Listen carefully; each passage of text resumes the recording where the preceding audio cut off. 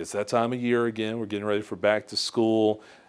Just for you as a superintendent, how do you feel? Like, do you still kind of have that first day of school jitters this time of year? I do. Excited is an understatement. I know that our students are still enjoying the last part of their summer vacation, and teachers and staff as well, but I'm excited to welcome them back. I want them to enjoy the next 3 weeks at home, of course, or in places of vacation with friends and family. But the work that we've done this summer truly inspires this feeling that I have where I cannot wait to have folks back. Students on August 25th and our teachers and staff, most of them will be back by August 15th. What does the preparation look like for folks here at the district of getting ready for the school year? So the preparation really centered around building on the momentum that we've had from the last year or two. And so preparation for the upcoming school year really includes just reviewing and refining so many of our standard operation procedures, our practices. But what makes this year special is the preparation really is going to be anchored or centered in our Reimagining education plan. We are looking forward to welcoming our teachers and staff back and our students with this reinvigorated vision that we have for the Moines Public Schools. And you talk about reimagining education.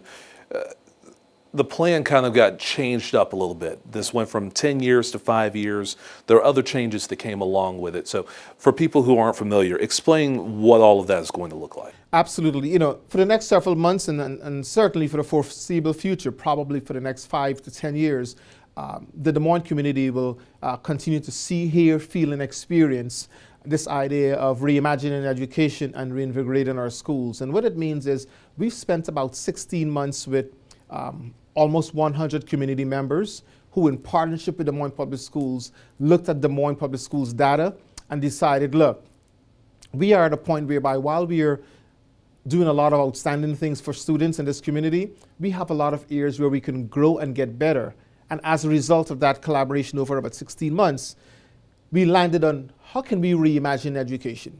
And to reimagine education, we focus on 3 main areas. One, to take a look at all of our buildings. We have 72 buildings here in Des Moines Public Schools, and on average, the age of those buildings is somewhere between 72 and 80 years old. We want to make sure that our students are being educated in much more sophisticated buildings. And secondly, we've looked at all of our programs, our academic and instructional programs, and realized that although there's some really outstanding practices in place, this is an opportunity for us to tap into our spirit and of innovation and creativity and really provide our students with a world-class education. And then thirdly, we wanted to make sure that as we embark upon this journey, we were doing so with community input and community voice. And so where we landed was on a 10-year plan. But when we think about how can we look at improving our buildings, both in functional and operational capacity, it meant that we need to look at 72 and 82-year-old buildings and 80-year-old buildings and say, how can we upgrade these buildings? And having worked with demographers and some other experts and consultants in the field from around the country, where we landed was we needed to go after a $500 million general obligation or GO bond in order to fund these capital projects. And these are capital projects that will not only last us for 10 years, but will last for a generation or two. And we came forward to the board after the community said, yes, we want you all to come to us to reimagine education. And we brought it to the board, and the board said, look, this is an exciting plan. We are in support of this plan. However, the board really flexed their empathy muscles and thought about, as they often do, what will be the impact on our community? And having thought about the impact on our community in terms of economic impact, they asked us to consider a much smaller option because we want our community to be invested. And so the team and I, in consultation with our partners, we came back to the board at our next board meeting with a much smaller bond for $265 million and 5 years. And so while we had the initial bond, 10 years, $500 million, this bond that we are bringing to the community and humbly asking for their support is at the amount of $265 million and 5 years. So with it being shortened to 5 years, yes. $265 million, do you still feel like this plan right here is something that will make a significant difference in the community? I know it's not what you initially Sure. brought forward, Yes. but is it still something you guys are excited about?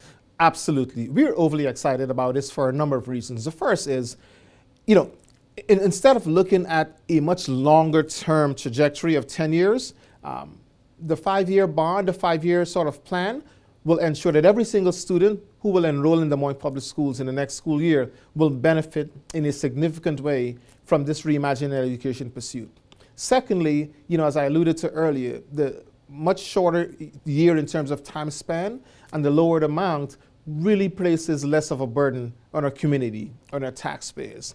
And then thirdly, and I think really, really important is the fact that in 5 years, we're going to see that there are a number of proof points that we would have been able to have when we look at the signature schools that we're going to put in place, expansion of Montessori, and so many other innovative and creative initiatives. And that gives us an opportunity at the end of 5 years to say to the community, this is what we've done, here's where your investment is leading us, and now, not only Des Moines Public Schools, but the entire Des Moines community is thriving. You don't have to wait 10 years. You can see it in a much shorter period of time. So we are truly still excited about this. The amount has changed, but what has not is our excitement about this and our commitment to truly reimagine education. So you have schools that were initially on that list that maybe they're not on there anymore. And so what do you do with those schools? Are they long term? Yes. Do you see being able to go back and maybe make alterations and maybe build new schools with some of these, maybe when you get past reimagining education with this 5-year plan? Yeah, I think it's important for us to pace ourselves. And so what we're focused on right now is what are we going to do in the next 5 years? And so in the next 5 years, while there are 3 schools that we are considering retiring, our focus is much more around how do we ensure that we now have more sophisticated instructional programs? How can we refine how we look at teaching and learning? And then what are we going to do to create opportunities on those really big rocks or key areas of our Reimagining Education 5-year plan? And that includes creating signature schools where students will now have an exposure to science, technology, engineering, the arts, and math. How can we expand access to preschool so that every single parent and child in the Des Moines community who are eligible for preschool will have access to a quality preschool program? A part of our signature programs in the next 5 years, we are expanding Montessori. Des Moines Public Schools, we have the first Montessori program, public Montessori program in the state of Iowa in Coles. And it's one of our pride points, right? Coles is also the #1 performing middle schools in terms of academic in the state of Iowa. So we've looked at that data and decided we want to expand this amazing program to every eligible student in the city of Des Moines. And so in the next 2 years, we're going to have not just one Montessori school. We've added 2 additional ones last year with Findlay and Pleasant Hill. And in 2 years, we're going to add Jackson Elementary. And so we will have a Montessori school in every geographic region.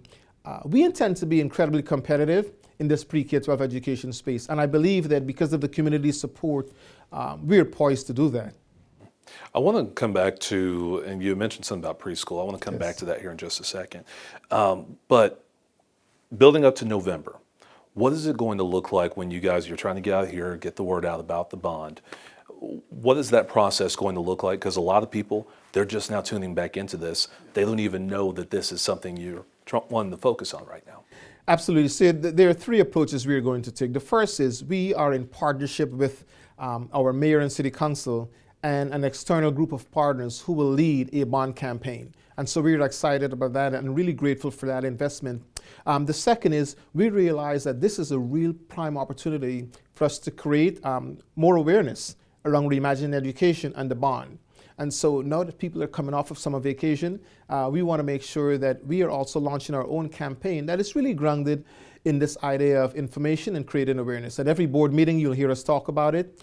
We intend to work with our communications team to make sure that we are having it updated on our websites and ensuring that, we're looking at probably mediums such as mail-ins that will go home. And then thirdly, every single teammate, almost 5,000 teachers, leaders, and staff of Des Moines Public Schools will become champions of this Reimagining Education work. And we want to make sure that we are sharing not just awareness around the bond campaign and around Reimagining Education, but we are really championing and doubling down on the fact that This is a game changer for this district and this amazing city of Des Moines.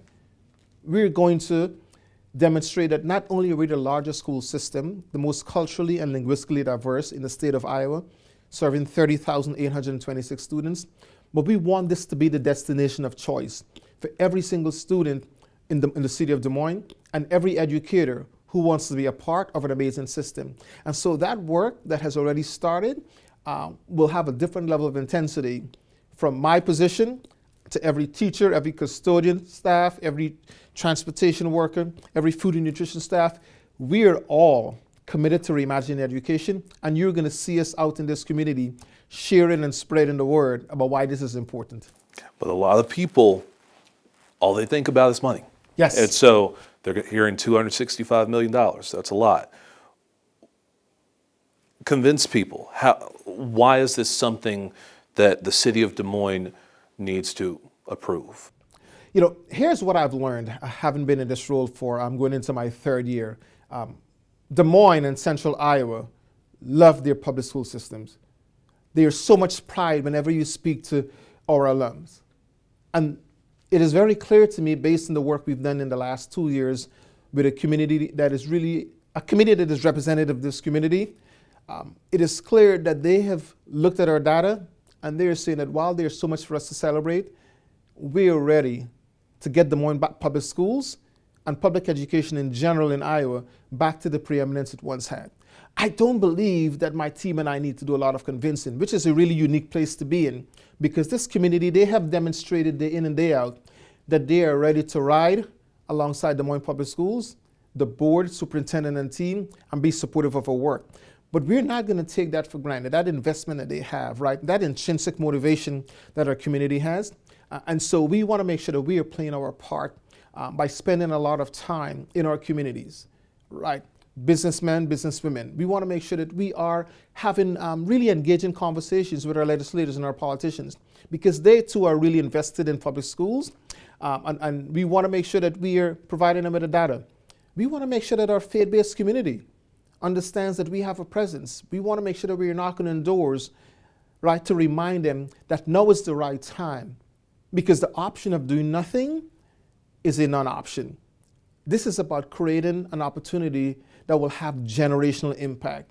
And so I'm excited about this, primarily because it's the right time, but equally as important, this community, if they've raised their hands and they've said to us, this is what we want to see you all do, and we're going to be right there alongside you. Just do it and do it well. I want to talk a little bit about just focusing more so on this school year. I know that a few months ago you guys had mentioned some plans to expand busing to all of the preschool centers, things of that nature. Can you talk a little bit about where you are with those plans? Absolutely. Now, one of the great opportunities about serving in this role as superintendent is you have to constantly look at, yes, our reality is we are existing in a resource-constrained environment, but what's important for us to do is to make sure that we are anchoring all of our decisions in alignment with our strategic plan. And we have a 5-year strategic plan that was just rolled out in February of this year. And a critical part of that plan is in what we call priority 1 of 5 priorities. And that is, how can we ensure that there's equity and excellence in teaching and learning? And the foundation of that first priority is, let's look at our littles, as we affectionately call them, our youngest learners, preschoolers. And so we realized that while we're serving almost 1,900 preschoolers here in the city of Des Moines, we have 4 preschool centers. We have 12 satellite centers, and this is where we have preschools in a number of different elementary schools. We're only serving about 50% of students and families who are eligible for preschool. And one of the reasons is because there are so many barriers that are impacting our families, and we wanted to remove those barriers. One of the most important barriers that really gets in the way of access is transportation. So we've looked at our budget, thought about where we can reallocate resources, and decided if we do not invest in our preschoolers, then who will? And so to remove that barrier of transportation for our families, we decided to create an opportunity last year where preschoolers will be bused to school. And what it meant for us is we wanted to also make sure that they were safe in schools, because having elementary and middle and high school students on a bus versus having the littles on a bus, two very different dynamic. And to ensure that we were prioritizing safety, of course, we had to ensure that there were more bus associates on the bus. There were many more adults on the bus that would not only keep them calm, but keep them engaged and keep them safe. And so we've also invested in ensuring that we have additional bus associates in the buses. What we saw last year was an impact on increasing how many people were able to access our amazing preschool programs. And so we're going to build on that and have some continuity this year and continue to have bus services for preschool students. We are committed to full day quality preschools for every single student who is eligible. You said you're going to build on it. How do you build on it this year? We build on it by ensuring that there are additional opportunities for buses as needed. We are going to hire, if we need to, additional bus associates. And thirdly, we're going to make sure that we are spreading the word to all of our parents who are eligible that Des Moines Public Schools, we have some of the highest functioning preschool programs here in the state of Iowa. And we have the academic data to show it. That's good. Yeah. You talked about hiring. That kind of opens the gate to talk about staffing in general.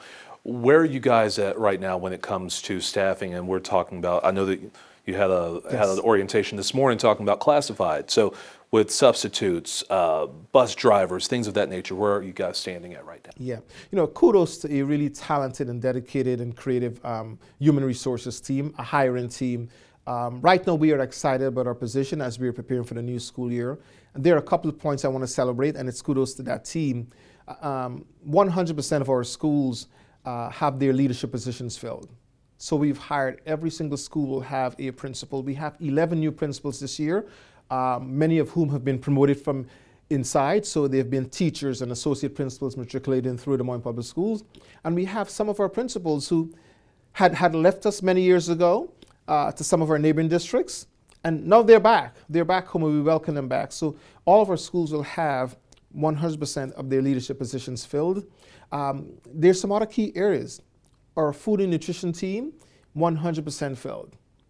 Our transportation team, we will have bus drivers on every single bus in the Des Moines Public Schools on the very first day of school.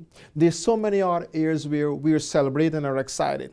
Every single high school position for our core classes, math, English, science, and social studies, have been filled. This is unprecedented for this time of the year. And it is because of two things I'm going to hypothesize. One, an amazing HR team, the best anywhere in Central Iowa. And then two, people are excited to be part of this amazing journey to reimagine education. And we're excited to welcome them. They're coming back to the Des Moines Public Schools. And so we are in a really good place in terms of hiring for all of our positions. Where are the positions you need to fill? Do you have any shortages? There are, and there are two areas that we want to continue to look at.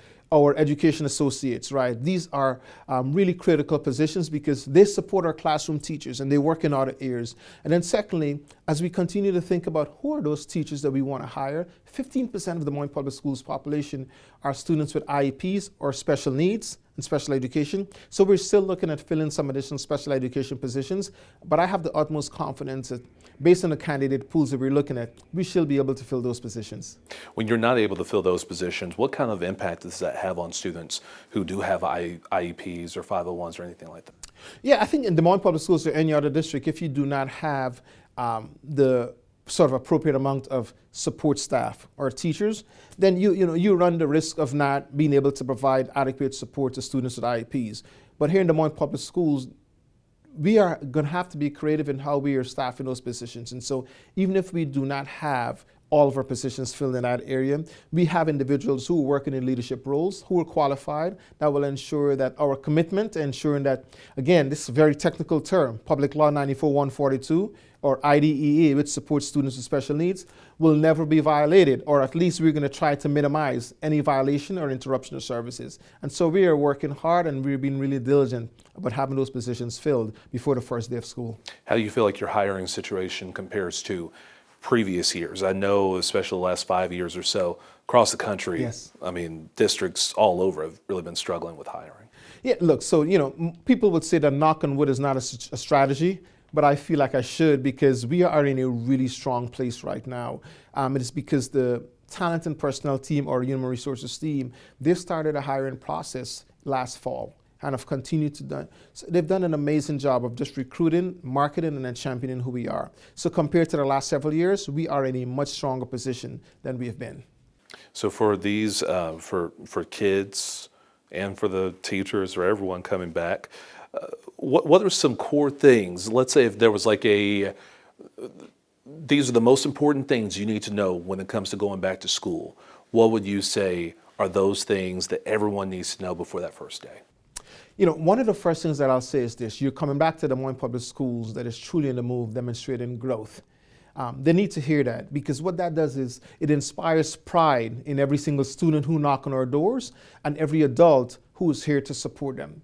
And so I wanted to share that because I want them to know that we want to build on the momentum that we have sort of started over the last 2 years, right? And the second thing that they need to know is we have really spent an inordinate amount of time and invested in some key areas that we call guardrails. One is around safety and security. We will stop at nothing to ensure that every single student and every teacher and staff, when they are in our buildings, they're safe. And one way that we've demonstrated that investment is by investing more than $10 million in our safety and security infrastructure. We're using artificial intelligence technology to look at a much more sophisticated weapons detection program. We have film that is really attached to all of our entrances in every single school building that are impact resistance film. Additionally, we're continuing to look at not just our physical safety, but creating opportunities for every single student and staff to feel psychologically safe. We've invested hundreds of thousands of dollars in a socio-emotional learning program. And that is, we want to make sure that we're not inviting students into our buildings just so they can be exposed to strong academic programs. We want to tap into their socio-emotional well-being. We want to make sure that they're in a good space. Thirdly, for many of our students, it's going to be very new, but we piloted this last year. Our cell phone policy that is focused primarily on how do we do two things. One, reduce the amount of times where students are distracted from the instructional program. And secondly, we really want to tap into this growing awareness around mental health support to students. And so unlike last year, where a number of our schools were looking at some variety of a cell phone policy, we piloted a cell phone policy with Hoover High School, and going into this next school year, we will have a district-wide cell phone policy.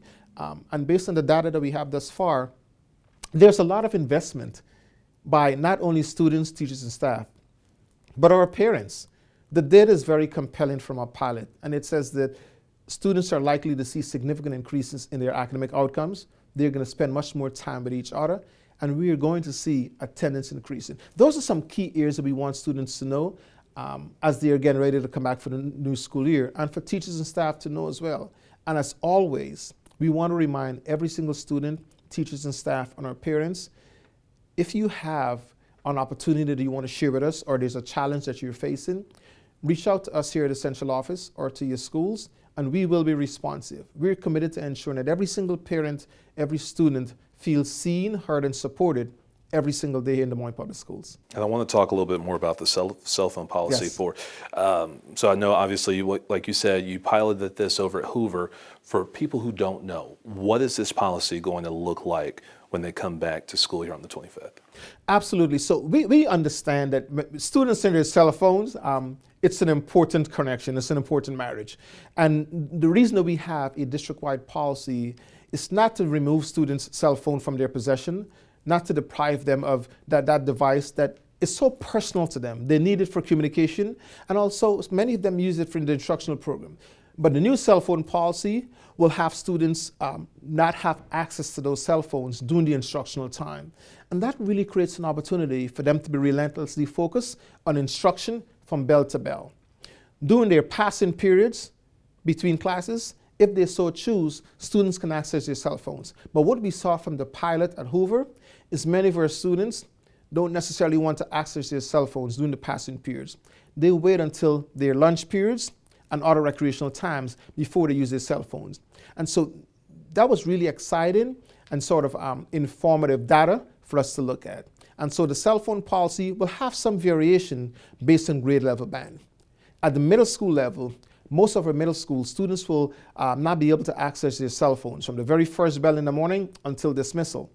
And I know one of the concerns that often comes up when this policy is shared is, well, What happens if I need to get in touch with my child or my student? Just reach out to the school's main office. We've already put the infrastructure in place to make sure that we are very responsive to our parents. But this is such an important opportunity for students, particularly at our middle school and high school level, to really focus relentlessly on the instructional program, to build those social-emotional relationships with their peers, knowing that they will still have access to their cell phone before and after school. And so let's say if they come in, what do they need to do with their phones? Where do their phones need to go? And so here's the variation. At a high school level, students will just be asked to put their cell phones in their bags, in their backpacks. Look, I'm so proud of our students because when we've looked at a pilot, there was very little resistance to that. And then eventually, students realized that this is now a part of who we are, it's a practice, and it's beneficial to us. At a middle school level, the onus is on many of our teachers and our building leaders to ensure that those cell phones are either in locker rooms or they are very central places in classrooms where those cell phones would be, with some standard operational procedure to ensure that phones are safe, phones are secure, and students will get them back at the end of the day. So while there's that slight variation, we have a really solid plan in place. We've been iterating on this for several months, and we're building on some of the successes from our pilot. So looking forward to ensuring that the cell phone policy is not an additional burden. It creates an opportunity that will inspire students to really excel academically and really tap into those places where there's some social-emotional health challenges so that they can be healthy human beings. And what kind of support has been given for teachers to be able to enforce this? Because I know that that's Yes. been a big concern too. It's critical. Every single building leader is invested, and so they're going to make sure that them and what they're calling their support team, right, all of those non-instructional staff will be at the ready to support teachers. They'll be right there at their beck and call, and so we're excited about that. It's a collaborative effort. It's a team effort in every single building. Absolutely. Now let's talk a little bit about just your general, because people have a big concern right now about measles and then whooping cough. That's started to kind of come around a little bit too. What are some things, is there anything from the district level that you guys have been doing to prepare, knowing that we're about to bring kids, these students, teachers back together in these classrooms, and there is going to be concern about that? We have a dynamic, we're so fortunate, right? A dynamic health services team. As of last week, we had 100% of our nurses' positions filled. We have an amazing director of nursing. And so I know that over the last several weeks, I have seen communication from her and that team. And as always, we are going to be prepared to partner with our local health institutions to make sure that we are prepared to support not only our students, but their families as needed. What would you say to any parents, just making sure that you're getting caught up on making sure that kids are healthy as they come back? So any parent who really, if you have a concern, please reach out to our health services department. They are one of the most sort of responsive teams that I've seen in years. And so reach out to us, reach out to them. They will be at your beck and call, ready to answer any questions and provide you with information that will ensure that you have all that you need to support your young person. Yeah. And you mentioned something about security and safety, the different things that you guys have been doing. Is there anything that will be different this year from last year in terms of infrastructure, things that you have in place? Absolutely. And that one difference, as I think, about safety and security is the fact that we've added more public safety offices. And our public safety offices are going to be in every single building. And their orientation is one of sort of like the community policing model, where they're there to build relationships with students, right? To share with them how important it is for them to be safety conscious. And so we've added, in addition to adding those offices, we are continuing to refine our safety and security practices by looking at and tapping into all the artificial intelligence technology to ensure that every single staff, every student understands that they're in a safe environment.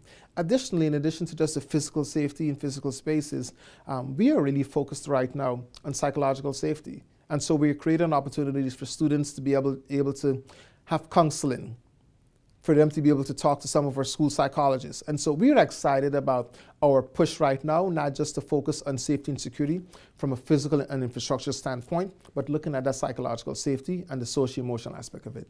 And as we wrap up, I want to talk a little bit about AI, because that's a big thing. We're starting to see that really become in every industry, including in education. What kind of innovations have you all made here in Des Moines Public Schools to really champion AI in education? Yeah. Well, the first step that we took was to revamp our sort of approach to technology, to information technology. And our Chief Information Officer has sort of brilliantly sort of coined a vision where we are going to start to focus on providing training to every single teacher utilizing AI. I know one of the concerns that has come up is how do we ensure that students not utilizing AI, including ChatGPT, to sort of circumvent, right, utilizing the writing of papers, research practices. Well, providing the training to our teachers and staff will get us to a different place.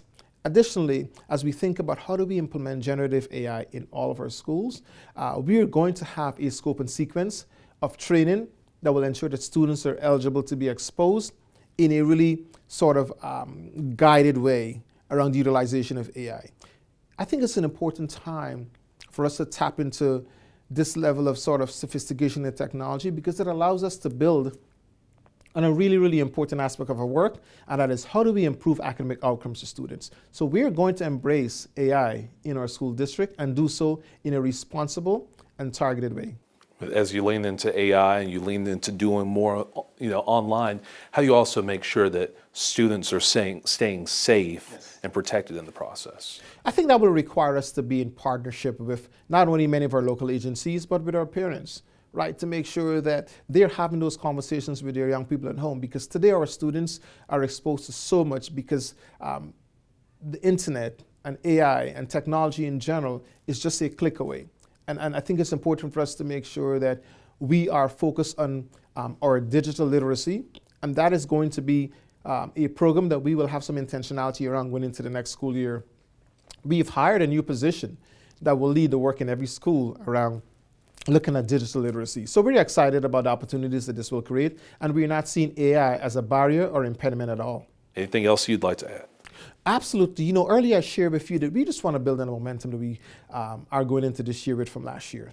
And pretty soon, our state assessment scores will come out and be published for every single school district here in the state of Iowa. And in the 3 areas that have been tested, literacy, math, and science, Des Moines Public Schools, we are excited. In each of the 9 grade levels that have been tested for literacy, 7 of those grade levels in Des Moines Public Schools have demonstrated significant growth. In science, there are 3 grade levels that are tested. Each of those 3 grade levels have demonstrated growth. We're going in the right direction. And in math, of the 9 grade levels, 4 of them have demonstrated growth, so we still have sort of some improvement there. And equally as important, and this is really an exciting data point, advanced placement scores for Des Moines Public Schools, when we've looked at the data, 2 areas we are really proud of. In the last 5 years, in the trend data, we've seen this year that we have not only seen an increase in enrollment of students who have taken advanced placement courses, but students who've scored 3 and above have outscored our data from the last 5 years, in some instances by double digits. So we want to be able to share that Des Moines Public Schools, in terms of student academic achievement, is truly on the move. What do you think is so different about Des Moines? Because I know that there are places where they're not seeing those numbers. They're seeing numbers going down. But Yes. for you guys, it's trending up. It's trending up in the right direction. I think there are 3 things. 1, dedicated teachers who are highly qualified. 2, a commitment from our parents and larger community to see the possibility and potential in Des Moines Public Schools, and not necessarily just harp on where we were 5, 6, 7 years ago. And then thirdly, our students. Our students are full of potential. That is the difference maker. And that potential will continue to be cultivated because we believe in them. Those are the 3 big areas of difference for why our scores are going in the right direction. I'm going to ask you to give me one word here. What's your one word for the new school year? What's kind of your, this is what I think everything is going to be centered around? Yeah. What is that word? Possibility. What's that? possibility, because there's no limit to what our students are going to do this year. There's no limit to what we're going to achieve. So many possibilities for 30,826 students here in Des Moines Public Schools. And we're poised and ready to serve them every step of the way to ensure we achieve unprecedented gains. Possibility.